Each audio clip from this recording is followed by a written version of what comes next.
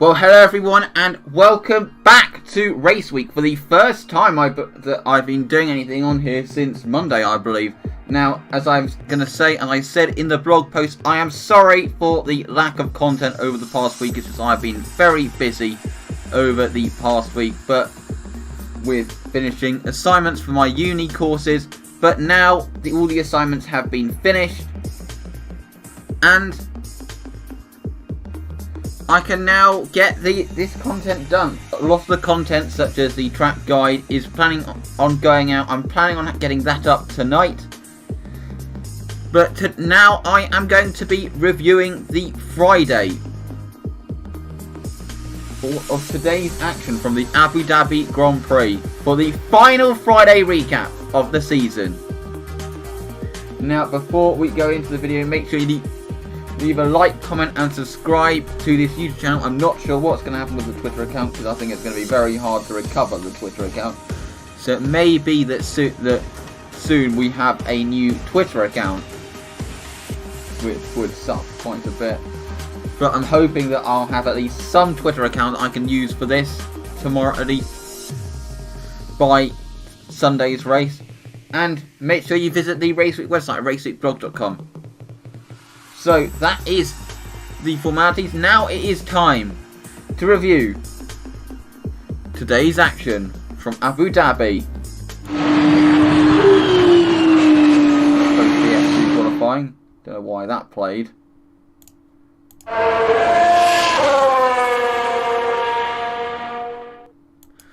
Free practice 1 was not the most relevant session in the world because of the differing temperatures to what we are going to see on race day. Obviously, with it being a twilight race, the temperatures were a lot cooler during the day than it was, a lot warmer during the day than it was at the time that the race is going to be. So there wasn't that much relevant running in practice 1. It was a bad day for Daniel Ricciardo. He stopped session for Daniel Ricciardo. He stopped out on track and could not set a time in the session. Don't know what exactly the issue was, but it was a stoppage that he obviously would not have wanted. And Lewis Hamilton actually had a brake problem at the beginning of the session, where it seemed his brake was jamming on where it shouldn't. On the exit of corners, so you can see on the screenshot there that it was jamming on where it shouldn't, and that resulted in him being garage bound for a while as they fixed the problem. But taking a look at the final order of the first practice session of the weekend, Max Verstappen topped the timesheets on a 1:37.378. 0.03 of a second ahead of Valtteri Bottas in second. Esteban Ocon set the third fastest time on a 1:38.515 ahead of Alexander Albon, who had a spin during the session but was able to set the fourth fastest time.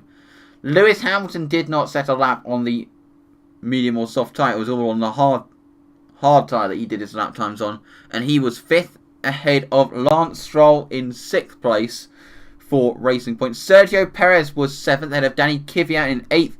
Pierre Gasly in 9th, with Kimi Raikkonen rounding out the top 10. Carlos Sainz was 11th fast ahead of Charles Leclerc in 12th.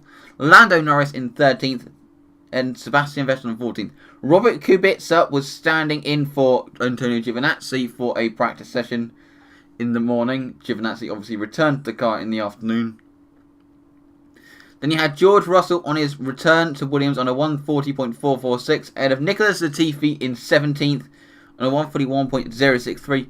Mick Schumacher was taking part in his first Formula 1 session before he graduates to Formula 1 next year. He set the 18th fastest time on a 1:41.235 ahead of Pietro Fittipaldi, quite a way off the pace, on a 44.0, with Daniel Ricciardo being unable to set a time. So that is practice 1. Now it's time to talk about practice 2, the more relevant practice 2 that took place this afternoon.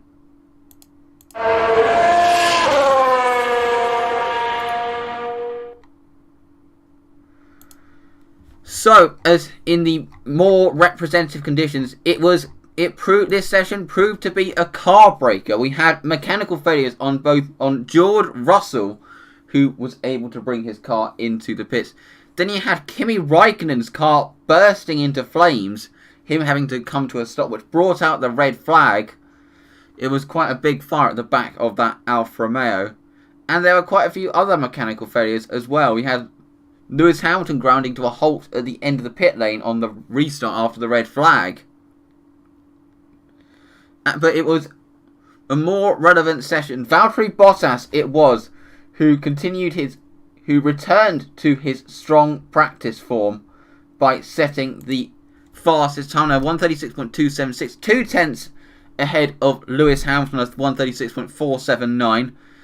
Max Verstappen was third. He did not get really a proper lap on the softer tyre on a 137.046. Then it was Alex Albon on 137.263. Lando Norris had a good session, a 37.4. With Esteban Ocon, he had a good day, third in FP1 and sixth in FP2, 137.505. Then he had Sergio Perez, who will have a grid penalty and was focusing mostly on race running. Charles Leclerc was 8th fastest. Both he and Alex Albon had a lot of lap times deleted. He set a 137.508. Danny Ricciardo in his first session back, or not his first session back, but his first session where he was able to set a lap time, 137.508, identical lap time to Charles Leclerc, with Lance Stroll rounding out the top 10.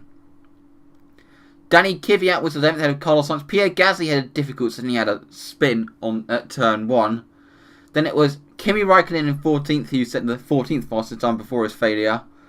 Sebastian Vettel was 15th ahead of Kevin Magnussen in his first session of the weekend after missing FP1 to make way for Mick Schumacher. Antonio Giovinazzi was 17th ahead of George Russell in 18th. Pietro Fittipaldi in 19th. Nicholas Latifi rounding out the field.